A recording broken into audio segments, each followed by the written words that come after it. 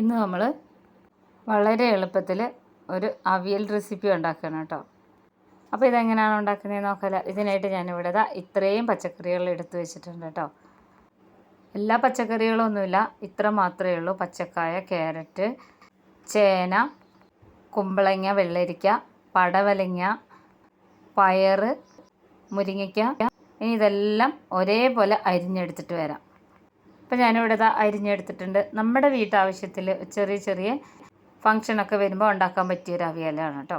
ഞാനിത് ചട്ടിയിലാണ് ഉണ്ടാക്കുന്നത്. അപ്പോൾ ചട്ടി ഞാനിവിടെ കഴുകിയെടുത്തിട്ടുണ്ട്. ഇതിലേക്കൊരു 2 സ്പൂണോളം വെളിച്ചെണ്ണ ഞാൻ ആദ്യം ചേർത്ത് കൊടുക്കുന്നുണ്ട് കേട്ടോ. ആദ്യം തന്നെ ഞാൻ ഇട്ട് കൊടുക്കുന്നത് ചേനയാണ്.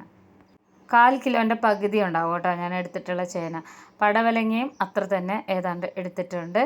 ഇനി ഇതിലേക്ക് പയറിട്ട് കൊടുക്കുകയാണ്. അപ്പോൾ വേഗിനനുസരിച്ചാണ് ഇട്ട് കൊടുക്കുന്നത് കേട്ടോ. ഇനി കുമ്പളങ്ങ ഇട്ട് കൊടുത്തിട്ടുണ്ട്, വെള്ളരിക്ക അരിഞ്ഞതിട്ട് കൊടുത്തിട്ടുണ്ട്. പച്ചക്കായ നമ്മൾ അരിഞ്ഞെടുക്കുമ്പോൾ ആദ്യം വെള്ളത്തിലൊന്ന് ഇട്ട് വയ്ക്കണം കേട്ടോ, അതിൻ്റെ കറ പോകാൻ വേണ്ടിയിട്ടാണ്. പിന്നെ അതിൻ്റെ മുകളിൽ ക്യാരറ്റ് ഇട്ട് കൊടുക്കുന്നുണ്ട് കേട്ടോ. ഇനി ഇതിലേക്ക് മുരിങ്ങയ്ക്ക ഇതുപോലെയാണ് ഞാൻ മുറിച്ചെടുത്തിട്ടുള്ളത്.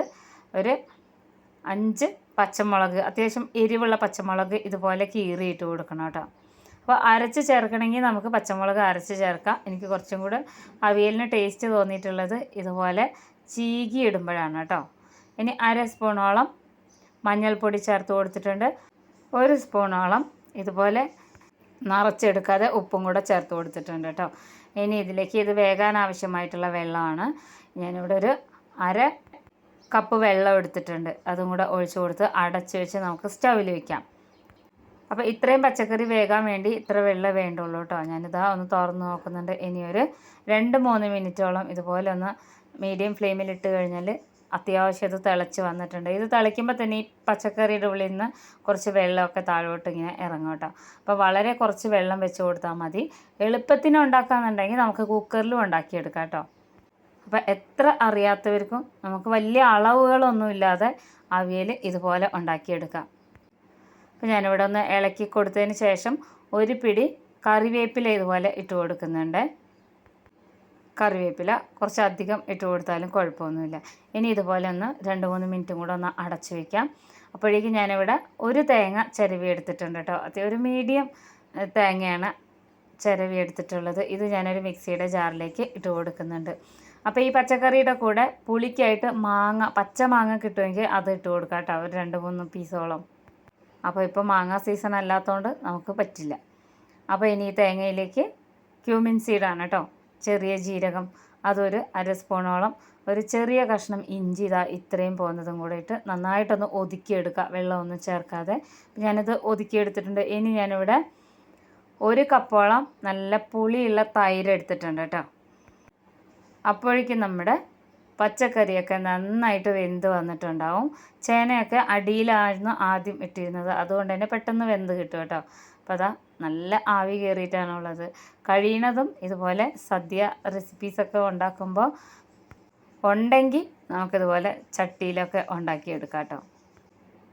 അപ്പോൾ നന്നായിട്ടൊന്ന് ഇളക്കി കൊടുത്തു. നമ്മുടെ പച്ചക്കറികളൊക്കെ നന്നായിട്ട് വെന്ത് വന്നിട്ടുണ്ട്. ഇതിലേക്ക് നമ്മൾ ഒതുക്കി വെച്ചിട്ടുള്ള തേങ്ങ ഇട്ട് കൊടുക്കണം. തേങ്ങ ഇട്ട് കൊടുക്കുമ്പോൾ വളരെ ലോ ഫ്ലെയിമിലാക്കി വെക്കണം കേട്ടോ. ഇനി ഇതിലേക്ക് നമ്മൾ നല്ല കട്ടിയായിട്ടുള്ള തൈരും കൂടെ ചേർത്ത് കൊടുക്കുകയാണ്. ഈ ഒരു രീതിയിൽ ചേർത്ത് കൊടുക്കണം കേട്ടോ. ചിലവർ പുളിവെള്ളം ഒഴിക്കുന്നതാണ്, ചില സ്ഥലത്തൊക്കെ അതല്ലാത്തവർ മാങ്ങ ചേർക്കുന്നതാണ്. ഇതൊന്നും അല്ലാതെ നമുക്ക് എളുപ്പം ചെയ്യാൻ പറ്റുന്നത് ഇതുപോലെ നല്ല പുളിച്ച കട്ടി തൈര് ഒഴിച്ച് കൊടുക്കുന്നതാണ് കേട്ടോ. ഇനി ഇതിനെ ഒരുപാട് ഇങ്ങനെ ഉടഞ്ഞു പോകാത്ത രീതിയിൽ സൈഡിൽ നിന്ന് മാത്രം ഇങ്ങനെ ഇളക്കി കൊടുക്കണം.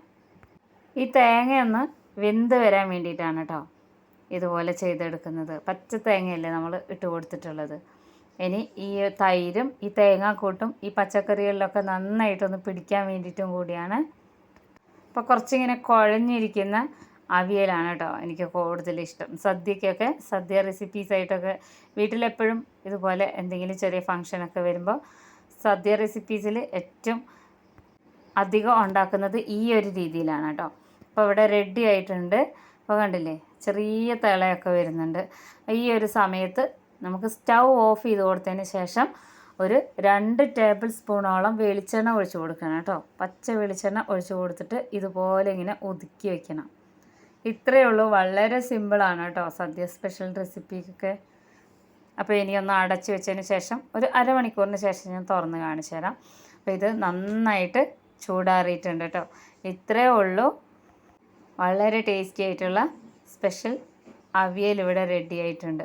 എല്ലാവരും ഉണ്ടാക്കി നോക്കണം. ഈ ഓണത്തിന് എല്ലാവരും ഉണ്ടാക്കി നോക്കി കമൻറ്റ് ചെയ്യണം കേട്ടോ. എല്ലാവർക്കും ഇഷ്ടപ്പെടും. വളരെ എളുപ്പത്തിൽ നമുക്ക് ഉണ്ടാക്കിയെടുക്കാൻ പറ്റും. ഈ ഒരു ഐറ്റംസ് ഉണ്ടാക്കാൻ വേണ്ടി അങ്ങനെ പ്രത്യേകിച്ച് ഒരളവൊന്നും വേണ്ട. കാരണം നമ്മുടെ വീട്ടിലെ ആവശ്യങ്ങൾക്ക് ഉണ്ടാക്കുമ്പോൾ ഇത്രയും തന്നെ മതിയാവും. ഏതാണ്ട് ഒരു 10 പേർക്കെങ്കിലും നമുക്ക് ഏറ്റവും കുറഞ്ഞത് ഇത് വിളമ്പാൻ പറ്റും കേട്ടോ അവിയൽ. അപ്പോൾ നന്നായിട്ടൊന്ന് ഇളക്കി കൊടുത്തതിന് ശേഷം നമുക്കിത് വേറൊരു പാത്രത്തിലേക്ക് മാറ്റാം കേട്ടോ. ഈ ഒരു രീതിയിൽ ഈ ഓണത്തിന് എല്ലാവരും ഉണ്ടാക്കി നോക്കണേ. അപ്പോൾ ഇതുപോലെയുള്ള സദ്യ റെസിപ്പീസുമായിട്ട് അടുത്ത വീഡിയോയിൽ കാണാം.